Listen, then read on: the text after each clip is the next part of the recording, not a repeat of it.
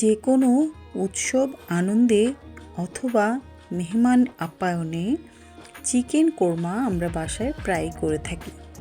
নানা রকমের উপকরণ এবং অতিরিক্ত মশলার আধিক্য ছাড়াই কি করে চিকেন কোরমা বাসায় খুব সহজে এবং কম সময়ে তৈরি করতে পারবেন, সেই রেসিপি আজকে আপনাদের সাথে শেয়ার করব।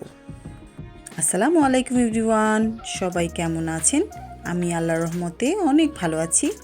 বিয়ে বাড়ির চিকেন কোরমার টেস্ট বাসায় আনতে হলেই অল্প কিছু উপকরণ দিয়ে আপনি চাইলে এই চিকেন কোরমা তৈরি করতে পারেন। তো চলুন সহজ পদ্ধতিতে কিভাবে আমরা চিকেন কোরমা তৈরি করব তার প্রসেসিংয়ে চলে যাচ্ছি। আমি প্রথমে একটি পাত্রে কিছুটা তেল ও ঘি মিক্স করে নিয়েছি। এখন দিয়ে দিচ্ছি এখানে দুটো এলাচ, দারচিনি ও 2-3টা লবঙ্গ। এখন এই এলাচ দারচিনিটাকে তেলের সাথে কিছুক্ষণ ভেজে নেওয়ার পর আমি এখানে দিয়ে দিচ্ছি 1 কাপের মতন পেঁয়াজ বাটা। আপনারা চাইলে পেঁয়াজ কুচিও ব্যবহার করতে পারেন।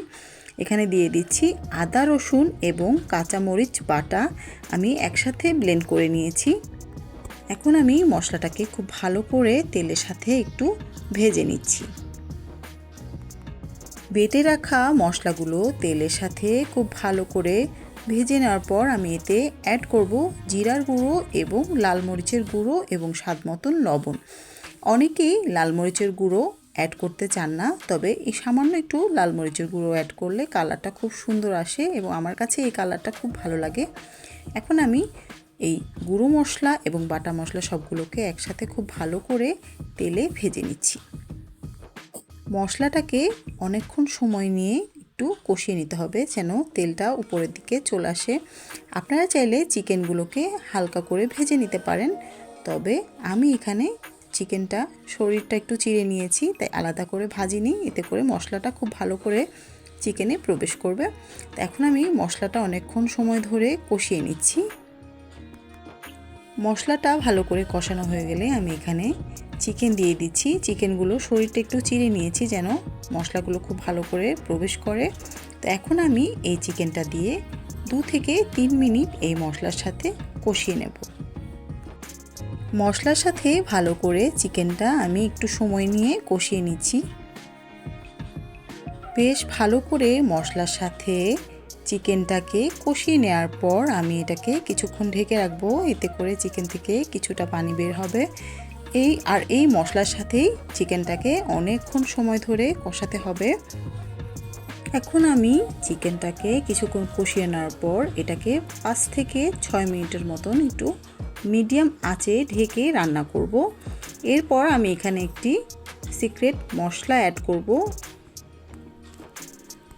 আমি এই চিকেন কোরমাতে ইউজ করার জন্য কিছু কিশমিশ এবং কাজু বাদাম একসাথে বেটে নিয়েছিলাম। এখন আমি এই মশলাটা এই কোরমার সাথে অ্যাড করে দেব।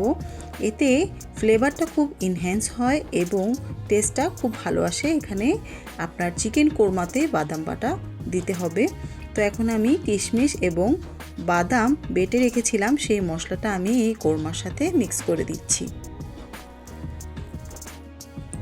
কিশমিশ এবং বাদাম বাটাটা আমি উপর থেকে এভাবে ছড়িয়ে দেওয়ার পর এটাকে মশলার সাথে খুব ভালো করে মিক্স করে দিচ্ছি।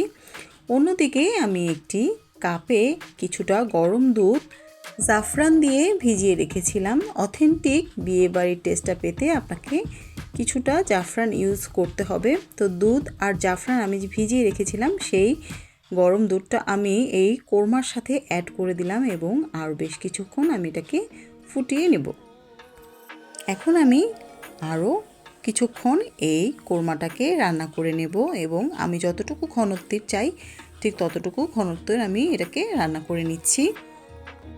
অনেকেই মনে করেন চিকেন কোরমা তৈরি করতে অনেক বেশি উপকরণ, অনেক বেশি মশলা প্রয়োজন। আপনারা চাইলে বাসায় খুব কম উপকরণেই এবং কম সময়ের মধ্যেই গেস্টকে বসিয়ে রেখেও এত তাড়াতাড়ি আপনারা চিকেন কোরমা তৈরি করে নিতে পারেন। চিকেন কোরমাতে আমি অল্প একটু চিনি ব্যবহার করেছি। আপনারা যারা পছন্দ করবেন না তারা চিনিটা স্কিপ করতে পারেন, তবে একটু চিনি দিলে কোরমাটা খেতে অনেক বেশি টেস্টি হয়। এখন দিচ্ছি গরম মশলার গুঁড়ো। এখন এইটাকে আমার আরও 2 থেকে 3 মিনিটের মতন রান্না করতে হবে। আর 2 থেকে 3 মিনিটের মতন একটু রান্না করে ঝোলটাকে একটু ঘন করে নিলেই আমার চিকেন কোরমাটা তৈরি হয়ে যাবে।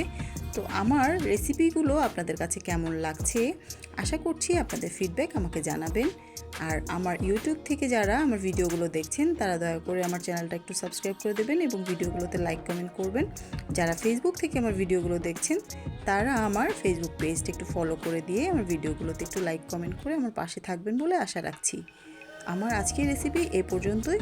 সবাই অনেক বেশি ভালো থাকবেন, সুস্থ থাকবেন, আমার জন্য দোয়া করবেন এবং নতুন কোনো রেসিপি আমার চ্যানেলে আসলে সবার আগে পেতে আমার পেজটাকে একটু লাইক ফলো করে দেবেন। সবাই ভালো থাকবেন। আল্লাহ হাফেজ।